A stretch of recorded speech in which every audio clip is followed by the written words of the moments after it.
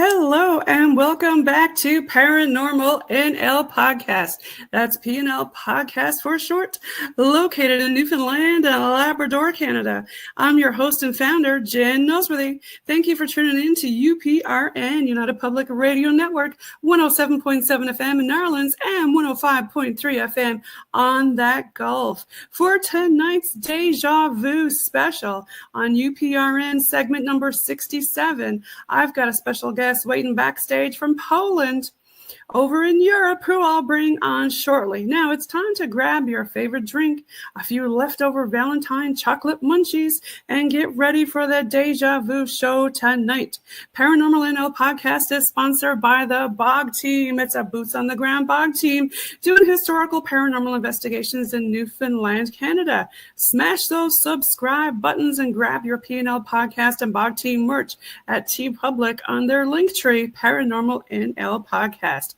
All BOG team music heard in the intro and the exit is available for download and use on all social media and streaming music platforms like Instagram, TikTok, Spotify, iHeartRadio, Amazon Music, Apple Music, DistroKid, and YouTube. Watch for PNL Podcast every Tuesday at 5 p.m. Eastern on UPRN's YouTube channel, UFO Paranormal Radio, with a live chat watch party. And find other PNL broadcasts on UPRN, United Public Radio Network, at uprntalkradio.com. You can also watch PNL's UPRN on the PNL YouTube channel, which is a separate channel that comes on right after the UPRN broadcast at 6 p.m. Eastern Standard Time. PNL Podcast believes in supporting international paranormal networking and highlighting global paranormal people, places, and things. Now, let's get on with the show. I want to give a shout out to the ancient tech and UFO author and publisher Ken Goodsward from PNL Season 2. Actually, it was Season 4, Episode 2 on UPRN segment number 62 from DimensionFull.com.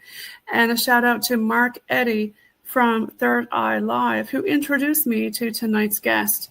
Now, let's get on with the show. I'm going to bring on stage our guest. Here he is. Welcome to the show. We've got Aleksander Czeszkiewicz.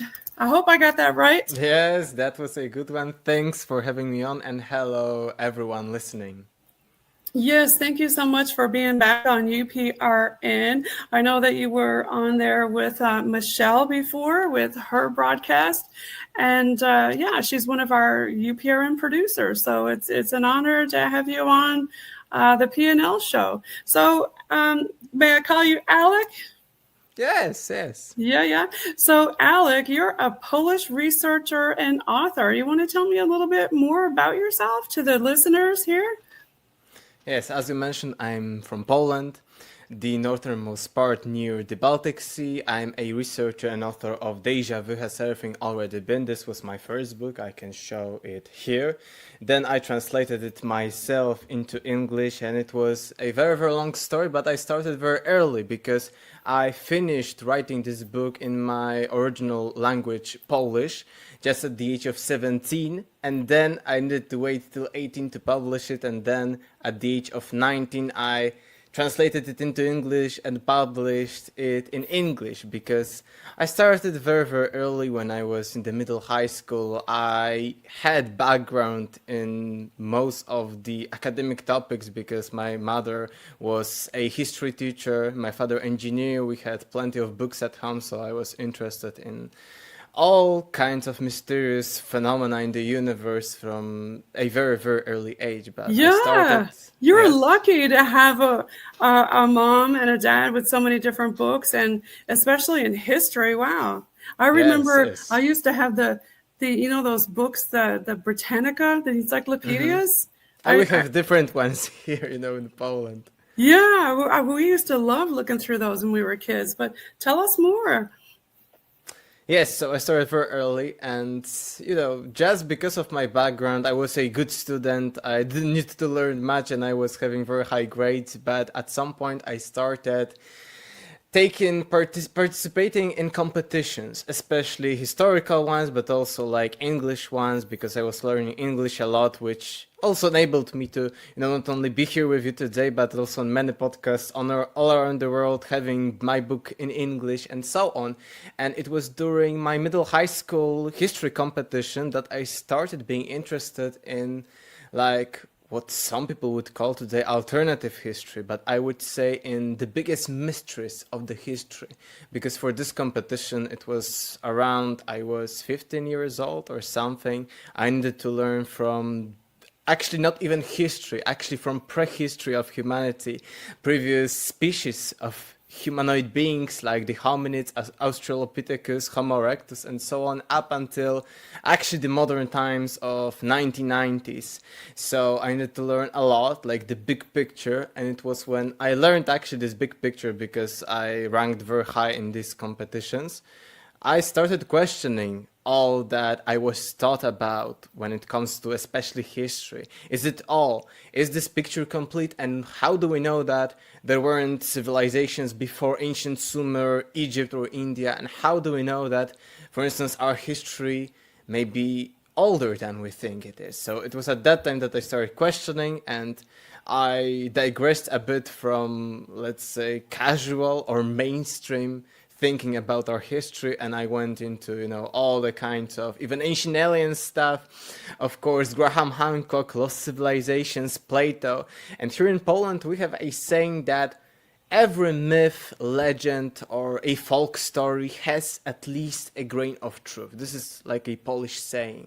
And I started thinking that if I am interested in the oldest times of humanity, maybe I should start listening to what the ancients were telling us about what was before them, because they were much closer to, those prehistoric times than we are today. Yes. And that's how it all started, research in Plato, lost civilizations. Also, as I mentioned, my dad had a background as an engineer, so I had plenty of, for instance, sciences about different materials, which helped me to, show myself first, and then in my book, the picture of how it would be quick for civilization, for instance, like ours today, to vanish. Let's say how many thousands or tens of thousands of years all the things would last if, let's say, humanity disappeared, vanished today. So this was also one of the things that shaped my view that, for instance, modern plastics, modern metals, alloys, all of that would disappear relatively quickly, because it would, wouldn't it? Especially if it was Yes. some kind of a nuclear event that melted it, or maybe it wasn't even nuclear. Maybe it was some kind of solar flare that melted everything on the planet, because we didn't have a stratosphere anymore, Exactly. This is what I'm talking about in my book, all the kinds of scenarios like solar flares, coronal mass ejections. Also, I mentioned this kind of phenomena, but what I was shown, what I personally to some extent shown to myself, but by all this research, is that in our past, from what we actually, let's say, know about geology and history and prehistory of humanity, we can say that there is a possibility that there was at least something once or twice or a few times before us, that we may not be the first ones. I completely agree with you. Like, looking at this picture of the sands, I think, didn't they find some unexplained glass in the sands that, okay, yes, I know Libyan desert glass, yes. Yes, I know when lightning hits it, it does weird things, right? But this glass was to the max. So that let you know that was something, it must have been some kind of either nuclear event or some kind of solar event or something weird for that to happen. Or maybe there was a pole shift and everything was a big mess. Like you talked about the Bible and very ancient times. And, in every culture, in every world, there's always a deluge of flood everywhere. Mm-hmm. Yes. Something happened, right, Alek?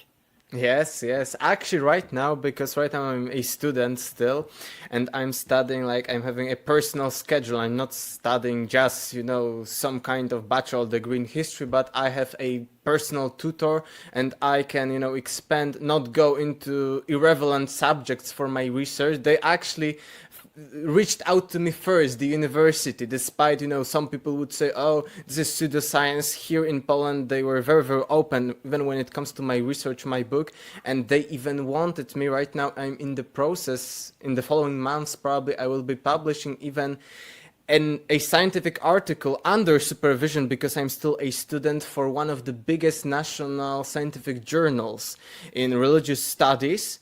And this will be about the flood story and its similarities between the Hebrew Bible, ancient Mesopotamian, much older sources like the Sumerian and Akkadian ones, and then ancient Hindu stories, because also this, as you mentioned, this motive, this theme is found all over the world. And here I will be, scientifically saying that, oh, here are the similarities and here we can trace them, let's say, to this source and this source. But in my book, I, of course, speculate, and I was at least, and I'm still to some extent of an opinion that the deluge story and these stories found all over the world about a global deluge could have been an event of the ending of the last ice age, like about 12,000 years ago, the famous Younger Dryas sinking of Atlantis, because from what I found when it comes to geology, true sources, the sea level rise from the end of the last ice age till nowadays was 120 meters.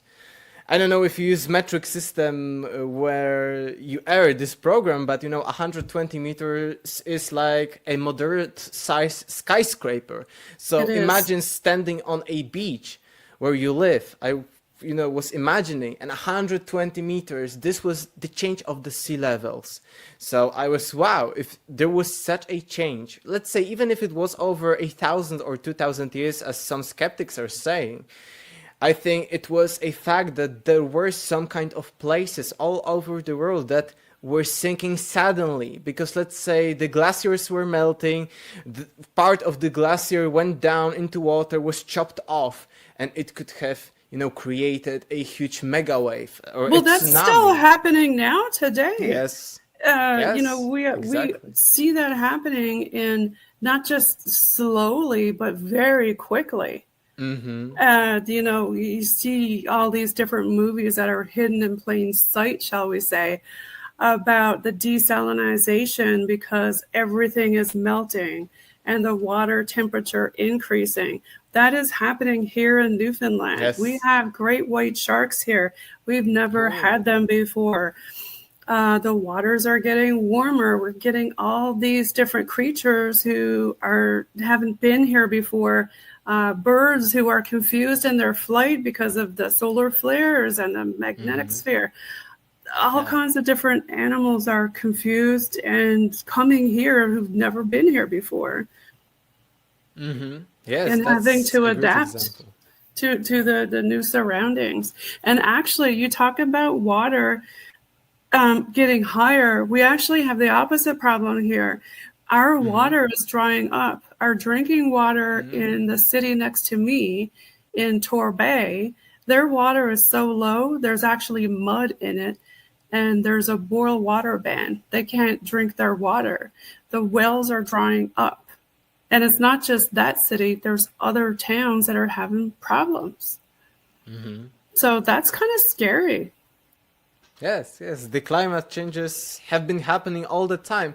Even like a geological fact that a little bit like, let's say, plus minus 1,000 years before the Sumerians, the climate was average on all the planet about 2 degrees Celsius higher than it is today, and it has been since then. So, it was warming, even before that, the ice ages were cyclical. Here in Poland, we have plenty of remnants and leftovers of the ice ages, like huge rocks in the middle of nowhere. One rock that is huge, all from this, probably, at least according to the mainstream theory, from the melt waters, etc. And Poland, because plenty of skeptics, if we're talking about lost civilization and stuff like that, I was researching, skeptics very heavily say, we always, as alternative researchers, are searching, let's say, in Sahara or in the Amazon, where it is very hard for us to search, so this is the argument that we want to search there instead of in casual places where we find just normal data that isn't supporting lost I civilization love that theory. you mentioned that, Alek, because you know what? I am obsessed with LiDAR. Have you seen all the civilizations that are under the forest and trees and everywhere else? Yes. And you talked earlier about, if let's say we did have an explosion or something happened, you talked about the engineering of the wires and the plastic. Well, look at those civilizations are completely overgrown. Mm-hmm. We didn't even know they were there until we invented LiDAR. And it's cyclical. I'm sure we had LiDAR before in the past, but we're just learning how to do it now. And we're just now learning how to use all the different harmonies and different, shall we say, when it comes to sound, sound therapy and they said that we could move objects with sound and infrasound and we're just using that now in the military shore, infrasound. Yes, I see, because nearby me is, the famous, I don't know if I can say the word, not to be banned, not to your show to be banned, but, nearby Poland, there are two countries, one big, one small fighting, and we have refugees from these small countries here in Poland, of course, working, etc. And we know a bit about military because it's, a threat. Maybe, who knows, I maybe don't think so that it's like an imminent threat, but who knows if, in a few years, if it doesn't stop, we as Eastern Europe would be also involved in that. So we know a for bit. The people who are listening, Alek, who don't know where Poland is. Poland is located in Europe. I know that a lot of people, maybe they don't know much about geography or whatever. I don't know. But you're in a northern region that borders the Baltic Sea. You're on the Central European time zone, the CET, and you're bordered on, the north with Lithuania and the Russian exclave of Kaliningrad Oblast. And then on the south, you got the Czech Republic and Slovakia. And then to the east, you've got Ukraine and Belarus. And then to the west, you've got Germany. And you're the 9th largest country in Europe with your capital city of Warsaw. Mm-hmm. And you've seen a lot of sadness during the world wars. And since the invasion of the Ukraine by, I won't say who, everybody knows who, over 17 million refugees crossed your border trying to seek help. I mean, your country has seen so many things. Yes, even before you mentioned, the World War II, and even now as I'm studying history and we have lessons about archives here in Poland, and it is not in all countries all over the world, we have all the documents, all the books, all the articles copied and stored in a vault somewhere hidden. There is no location of that. Some people know it, but even as I am a publisher, I need to send a few copies to the universities. These are, exemplary. I need to do that. And then I need to send one to this secret vault of all the books that are published. Even if they are stupid, it's for, saving of the cultural heritage of Poland in case of the war. And we learned about history of it, and it was mostly because of the World War II and how, the Nazis took a lot of stuff, and still a lot of stuff hasn't been found. We do not know because not everything was destroyed, like the gold stuff or the amber stuff. We had like an entire room of amber room, and it was lost in the Second World War. And what is also interesting, before actually the First World War, we are under partition of Russia, Austro-Hungary and Germany for 123 years. Wow. So there was no Poland for about 123 years. Wow. And we still, to some extent, survived when it comes to language, when it comes to culture. And under the partition, of course, there were periods that, we had some freedom, but there were also periods during which, you couldn't speak Polish. You needed to learn Russian or German, depending on where you were located. Alek, that the history of the World War reached out over here to Newfoundland, too. We actually had U-boats in our harbor.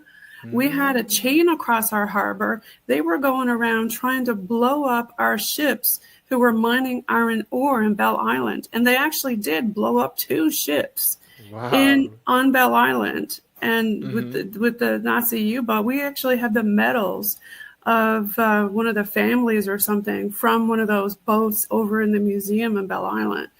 So, it really did reach in a lot of places worldwide, Yes. history-wise. And you said it, about saving the history is so, so important that people do not forget.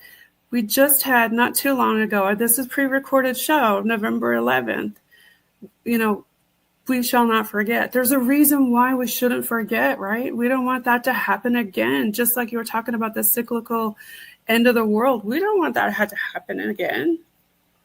Yes, yes. Also, when it comes to, saving stuff, either historical records or, this idea of degradation of how many things would survive, either catastrophe, war, etc., it is also because we have so many, let's say, skeletons of dinosaurs or of some other prehistoric animals or some kind. Or giants. Or giants, but I mean before that, when it comes to the history of the earth itself, we see so many skeletons, etc. But from what I've researched, and I was just this year during my studies at the university, they backed up it with true data that we do not have, even from casual dinosaurs or other organisms that roamed the earth in the past, we do not know much about that, because any kind of skeleton or any kind of other, there are other kinds, I don't know how it's sorry in English, but there are, all this, let's say, marine fossils, etc. The creation of fossils is a very rare event. It often occurs if there are no oxygen conditions, so very often it is a layer of some kind of mud or some kind of sediment, oil, sediment, yes. Very often things on swamps are being conserved for much longer, or in some cases it is a cold weather that is freezing, like there are mammoths in Russia that are still with, about 10,000 years ago, and we still have intact blood and intact hair of these mammoths. But these are very, very rare occurrences, and actually about, 95, 98 or 99% of other incidents or of other species that have roamed the earth, we know almost nothing. These are very, very rare incidents, and I think we should also think about that when it comes to lost civilizations, that when, let's say, there was a civilization 100,000 years ago, a million years ago or something, we would only find a few anomalies. Let's say the famous forbidden archaeology findings in coal, so also airtight layer, or in some kind of swamps or in some kind of oil. That would be a few artifacts that would be less than 1% of everything. And when it comes to this degradation of civilization, it would be, I think, just a few thousand years for a modern kind of civilization like ours today to disappear in 90%, because of course there would be some cases in which there would be this special circumstances in which some kinds of things would survive, but still 90% of our civilization would completely disappear in a few thousand years, maybe 10,000 years maximum. I even hypothesize, because we have plenty of cosmic litter around, Earth or something from all the probes or the rockets. Yes, we do, don't we? Yeah. Yes, we have a lot of that in the entire actually solar system, but these would also in about 100,000 years would be destroyed because they are, orbiting around either Earth or another celestial body, and they would be closer, and they would hit fall. The body fall, exactly. So even when it comes to such kind of things that would survive, they wouldn't survive much longer than, let's say, 100,000 years, and maybe a little, even, tens of thousands, not even hundreds of thousands. Let me ask you a question. There's a big space race right now. And it just seems like all the elites are kind of putting away their pennies, and gold is increasing. And you're talking about stockpiling, not only just the countries, but personal people who have a lot of money. I think, that they are stockpiling. Why are we so interested in going, into space and moving out of the planet? Is there something that they know that we don't? For instance, some elites like, for instance, Elon Musk believe that, we have, let's say, 20, 30, 50, or let's say maybe 100 years on Earth, and after that, we couldn't be able to live here. Elon Musk believes that it is the future to colonize Mars or other planets because we will need to escape in the future. So this is what they believe in. And they are a little bit backing up. Recently, for instance, Bill Gates is backing up climate change. It is climate change. I also accept that we litter planet a lot, both in pieces like material fragments and maybe some kind of gases, but even Bill Gates recently had said he was wrong, it isn't that bad as he was pushing this agenda of the global warming. So yes, but plenty of people at very high echelons, either in politics or other stuff, Alek, could it be that we're actually the population of the planet is just growing so exponentially that there's only so many resources. There's only so much gas. There's only so much oil. That's why they're all trying to go green and use batteries. There's only so much food. That's why the prices of food have gone up. There's not enough resources for the planet. No, that's actually wrong. There is more resources than humans, and we are not actually, growing like that. And even there were some kind of estimations if we put all the people, on the entire planet, because there are, of course, overpopulated areas on our planet. That's true. Yes. There are areas on our planet that are having not enough food or water or any other, resource. But when it comes to the global level, there is much more abundance and much more is being thrown away by us than we need. So that's not the problem that there will be too little of, let's say, food. If that was the case, we would be talking about, let's say, twice or 3 times or more the population of Earth. Nowadays, it is either 7 or 8 billion or something like that. So right now, there is not a problem. We see a huge decline in fertility. Maybe, of course, countries, African countries, India, and plenty of others are now booming when it comes to, population. But at the same time, even these countries are a little bit, going not down, but, a little bit flat in that. So I think that it isn't the case that there would be soon, let's say in 50 or 100 years, a case of overpopulation, not enough food or any other resources. Or maybe there would be a catastrophe that could lead to such a scenario because, for instance, some kind of extraterrestrial body hitting the Earth, or maybe even a volcano that could lead, for instance, to so many particles, so many ashes from, let's say, volcano be put into our atmosphere that there wouldn't be enough sunlight. And there were cases in our history that was the case. What about sick animals that we eat? The chickens, we recently, I think it was over in British Columbia, they had to kill a whole bunch of ostriches. Same here in Poland. We also, in recent years, like 4 or 5 years, had this, all kinds of illnesses, but still, we could grow more, not, let's say, only meat. And, even if there was such an illness, it could be like let's say, just from pigs or just cows. It isn't that pigs, cows and chickens, all of that are at once. At least it isn't the case from what I know in the recent history. But everything is possible, that there could be like a virus or something that could even endanger us as humans, of course, and all the animals. But still, I think it isn't the case that we would be hungry. It would be that we don't have meat in this region, but at the other side we have a little bit too much or something. It is all about, having balance in that. Even today, it would be easy, actually. We would just need some money to invest and sharing.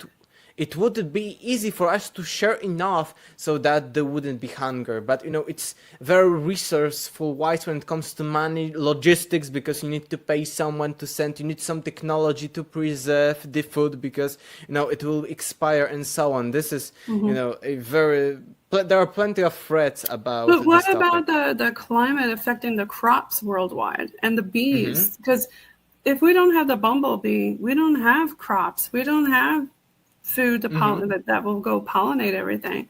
I know that a lot of the bees are sick worldwide. And in fact, here in Newfoundland and Labrador, we have one of the only populations in the world of bumblebees or honeybees who are not sick. They don't get confused. They don't have problems there because we're on an island and we're trying to keep it very clean and safe that way. And I think we might even, I'm not sure, but I think we do rent out the bees. I know that, the bees are rented out all over to different farms and stuff like that. But in relation to the bees of the world, I know that's a huge problem because of all the GMOs and stuff, right? Yes. And the or all the spraying. electromagnetic stuff that affects bees very, very much. Yes, I And the agree. chemicals, right? Yes, chemicals too, yes.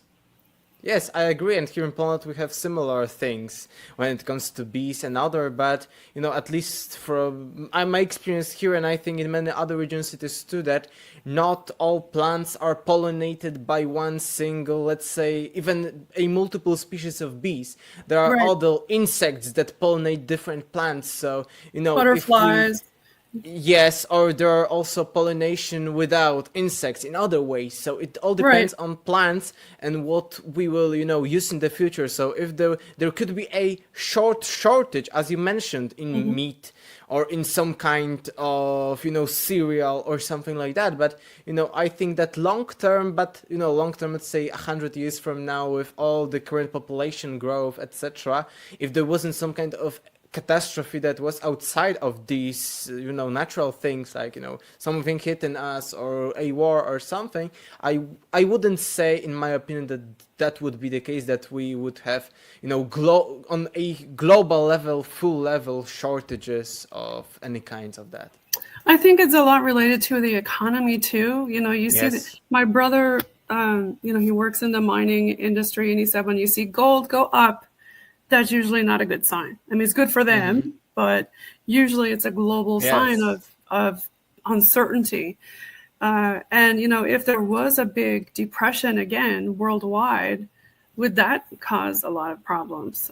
You know what we have here in Poland this year, but before it was similar, but not in such a level. Here in Poland, there is a problem that the fruits, like berries, like apples, like cherries, I don't know which one specifically, but some of these fruits that are here being grown in Poland are so cheap to sell when it comes to someone who have such plantations of them, that a huge amounts of these fruits are being not thrown away, but they are, decaying on the trees or on the bushes. And this, you know what? This is very sad. And we can't get that stuff here. It takes forever, Alex, because we're an island. So when we get our fruit is like half rotten by the time we get it. And it's so sad because you got all this fruit and you can't export it.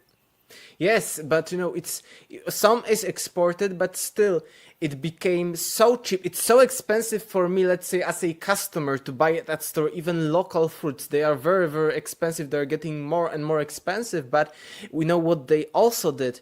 These fruits were rotten because the money to sell them to, let's say, some kind of distribution for, for shops, and also to pay people to, pick them, was, too much than their cost. And also the government did that you need to pay the taxes even if you didn't pick these fruits from these fruits decaying on your, plantations. That was, extremely like, what the hell is going on? This was, plenty of farmers or people here who are doing that, were very angry because these fruits and stuff are decaying either way, and I need to pay the taxes as if it was sold. A little, less tax than I would sell that, but still a tax from, what isn't even picked up. So, such situations happen all over the world. Here I have this situation, but I think that all over the world there are different kinds of situations.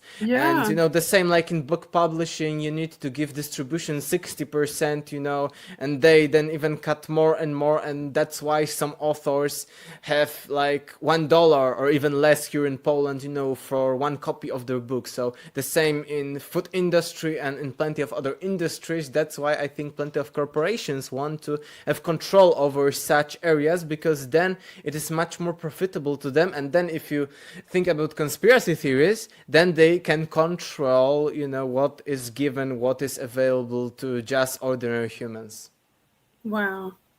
What kind of fruit do y'all have over there that you were referring to? That's popular. We have strawberries. We have other kinds of berries. Some that are local or like Eastern, like Kamchatska's one. So what's that? Different... Kamchatka? What's that? Kamchatka, yes. Kamchatka berry is like very rich in plenty of minerals. You cannot eat it much, or else you would instantly have like hour or two after that diarrhea. It's very healthy, tons of nutrients, and you need to just a little of it, and it isn't like in stores. It's like more you go to the countryside or people who are having it, or you can have it in your own garden, but it isn't like popular on the shelves. This is one example that I've been eating for years now. We have apples. Apples are very, casual here. Apples, pears, like not very like bananas or no citruses, of course.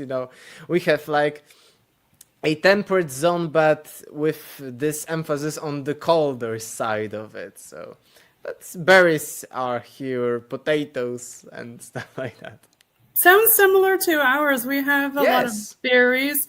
We have cloudberries and blackberries and blueberries, and potatoes are quite often harvested here. We're a very cold country. Yes, we are a little bit or much less cold, but still within similar, I would say, similar zone of what is growing here. And because plenty of plants just are not surviving the winter. Maybe there could have been, for instance, with olive trees you can buy and you can get it outside during, summer and it will be there and everything is fine. But for winter, you need to, close it somewhere indoors. So Yes. the same with citruses like lemons or something. The same way, summer okay, but not winter, autumn, and spring. So has your climate changed at all where you're at? I had mentioned that there was a bit of changes here. Like for right now, we usually would have a lot of snow, but we found that it seems like it's more temperate, the weather here. I think because I was thinking that when I was younger, there was much more snow. When my parents were, younger, Yes. there was much more snow. But I remember see that that too. it's not that linear that there was tons of snow. Now there's nothing. No, there come such years when there is a lot of snow back. Cyclical, right? Yeah. Cyclical, but not exactly like every year, every other year or something. But I would say random. Once there is a very cold winter, once there is very warm, you can have 2 warm winters consequently, and then you can have 2 very, very cold ones. So I have to give a shout out to, let's see, you've been on the show Typical Skeptic podcast with Robert. He's going to be coming on soon on Paranormal NL podcast. And you've been in a lot of similar circles as myself. Yes. Now, Yes, I've been. do you also do a podcast? Yes, I can say I have, but I'm co-hosting a podcast, Atlantis Bros, with historian Michael Le Flem, whose book Visions of Atlantis I'm currently in the process of publishing here in Poland with my own translation from English to Polish. So that's why I was busy recently, and Michael is also moving, so we had I think few months of break between the episodes because, he needs to get his studio right in another country. I was in this time publishing, his book in Polish. I think it will be just before Christmas for people to get. And yes, so to some extent I have a podcast, and I'm also available, not that extensively, but I am to come back to creating English, content because I'm in Poland, so I created lots of Polish content on YouTube, Facebook, and other social media. I need to come back, but you can find me. Just, I think the best way is to copy-paste my name and surname or use the links under this show. You can find me on plenty of, social media, both in English and Polish. Awesome. Excellent. So, yes, this is the other person that you were talking about. Yes, Michael Le Flem. He's a historian. And where is he moving to? He has moved out already to China. Oh, wow. That's a big move. Yes, that's why we had a break. Wow. Yeah, that's a He's a huge. teacher there. I think he's sharing everything. It's not something confidential. I think he shared that he's moving. So That's a big time zone change. I know I've done a podcast with Japan, uh, and yeah, it's interesting to try to reach out because it's on the other end of the world. yes, I'm in Different. the middle. Europe is in the between Australia, Far East, and the Americas. So Yes, of I'm course, looking from for. different perspective, because if we took a different approach, actually, you will be at the middle too between, Asia and Europe. So, it's all about the perspective. Well, you're doing really good with your English translation and your books. I know there's another book that you wrote. I don't want to say it was about the alignment.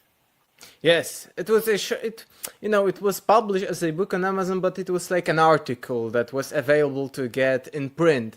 So I think it isn't available anymore. But yes, it was like a short compendium, and I think I in the future would publish something more extensive on this topic, as the title says, about the alignment of the Giza pyramids, but also other pyramids. So most of the mathematical, geographical properties and astronomical, of course, of the Giza pyramids. Yes, that's an interesting topic. You had mentioned ancient aliens earlier. I know I'm a big fan of that show. And what do you think about the theory that they talk about with Three-Eye Atlas? What's your take on Actually, that? yesterday I was on a live stream similar to that, but with a panel of guests, including, for instance, author Lard Scranton. He is author of a few books, and we were discussing because it was, this announcement by NASA of this Three-Eye Atlas. And Three-Eye Atlas, Three-Eye is the third interstellar object, so the third one from out of our solar system that we have managed to see, because probably throughout the years there were plenty of others, but only now with modern apparatus we can see such objects and identify that they are not just comets of the solar system, but they are outside. There are plenty of anomalies when it comes to that. The path was anomalous, everything was anomalous. It was very, very high. It had very, very high speed, 60 kilometers per second, so it is a lot. I think it would be a minute from me to you just passing or something, or I think less than a minute or a little bit more, just about a minute when it comes to these distances, or a little bit more.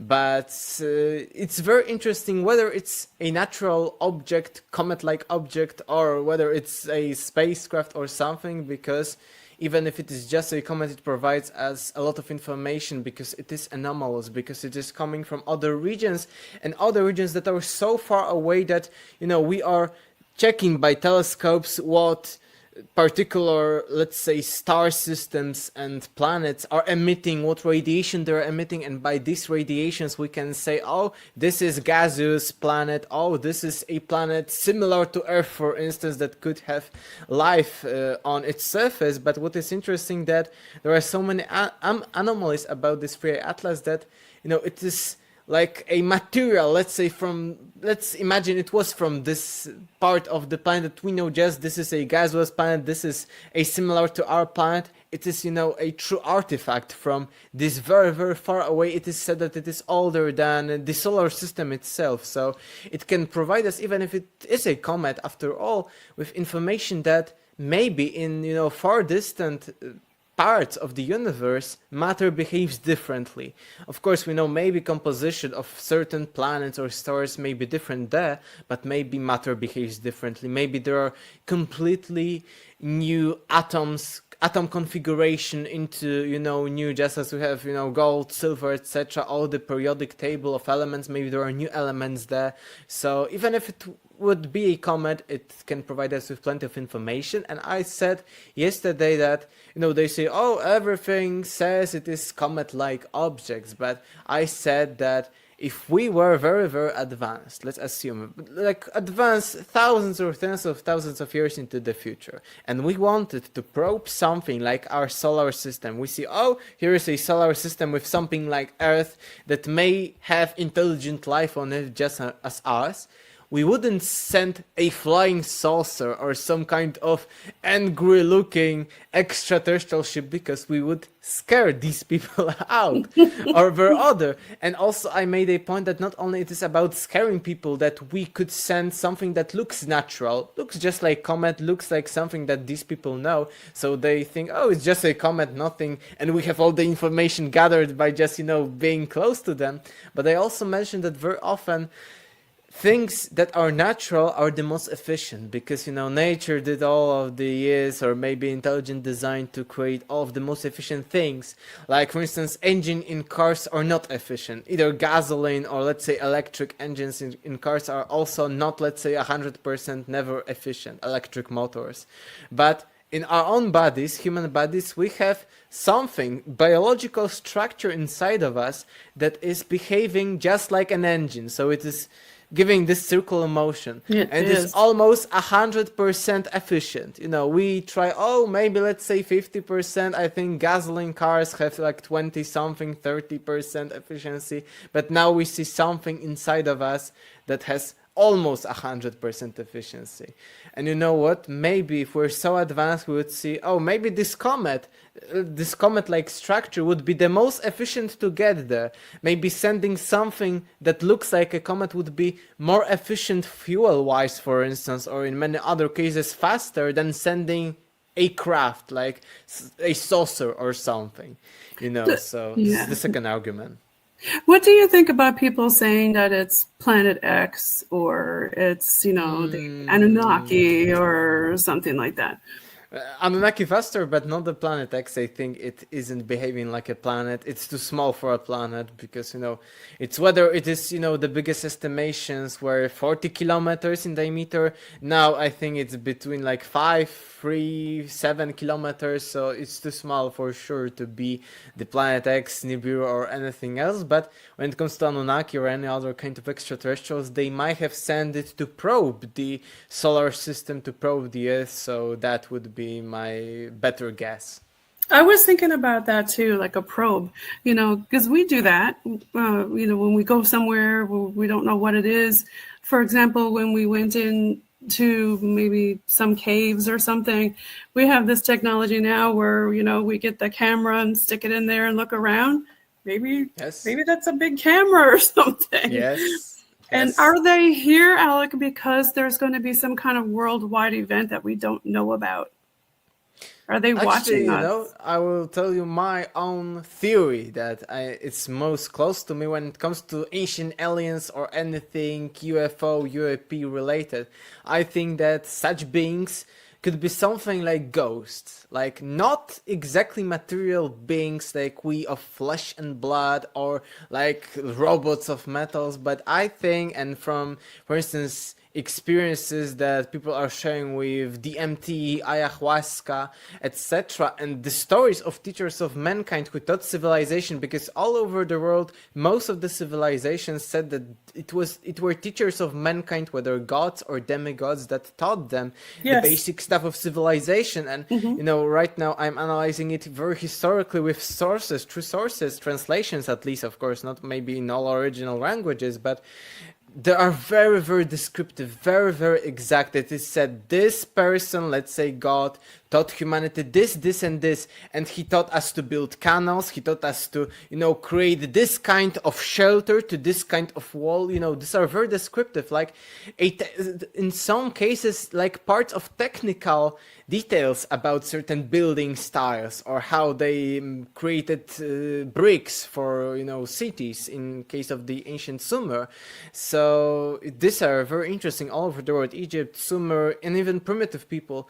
And I think that, DMT ayahuasca is one of the better evidence, because it is said in plenty of legends and lore of tribes that this knowledge of how to create this DMT ayahuasca thing for us to drink was given through like some kind of ghost, some kind of immaterial source like Mother Nature or something taught us, mix this and this and you will get the ayahuasca. And this is a very complex drink, because you need to take this and hot, make it hot, this make it cold, and then you need to very carefully mix all of that in certain procedures. So I think that either either Anunnakis or these teachers of mankind or other gods and demigods could have been some kind of physical, astral, non-material entities that were visiting Earth, that are here now. Maybe some even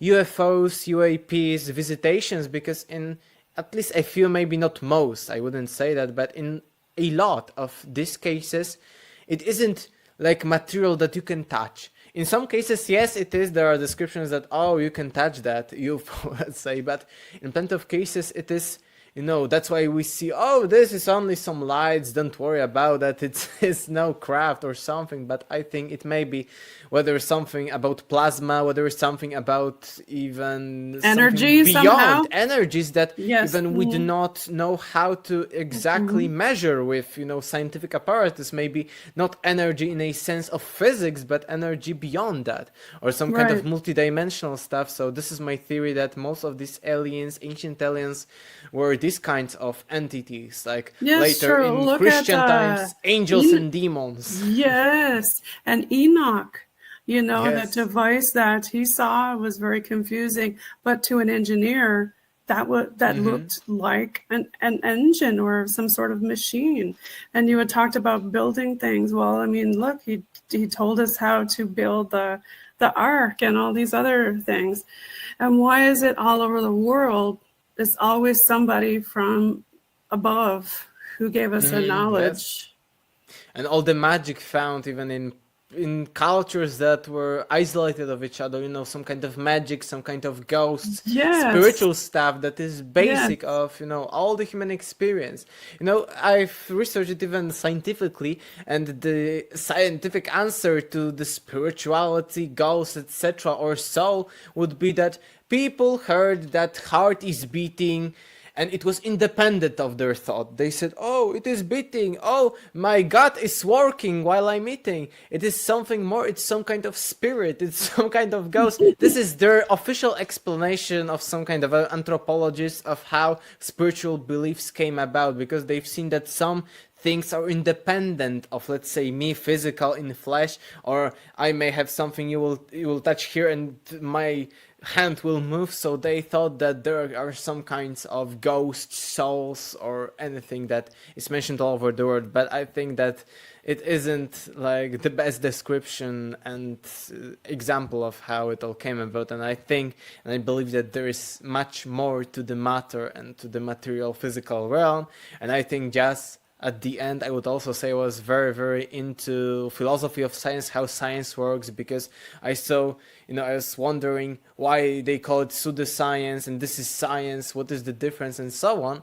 And science officially should only be capable of measuring and of interpreting data that is within the material world. So anything metaphysics, beyond physics, anything like ghost, paranormal, this is beyond the bubble of science, the domain of science. So I would say, let's say there is the infinity, or let's say there is a huge bubble of everything that exists, and science is a smaller bubble within that bubble that only applies to the material world, exactly to be matter and its interactions. But this is, much more complicated, but to be short, science, like modern at least science, only applies to the physical material realm, let's say the space-time, 3 dimensions of space, 1 dimension of time, and what is beyond is outside of the scope. Let's say I'm a specialist in history and this would be physics. Let's say I wouldn't be a specialist in that. So that would be it with science and paranormal. So that's very clear, very good to delineate that, because then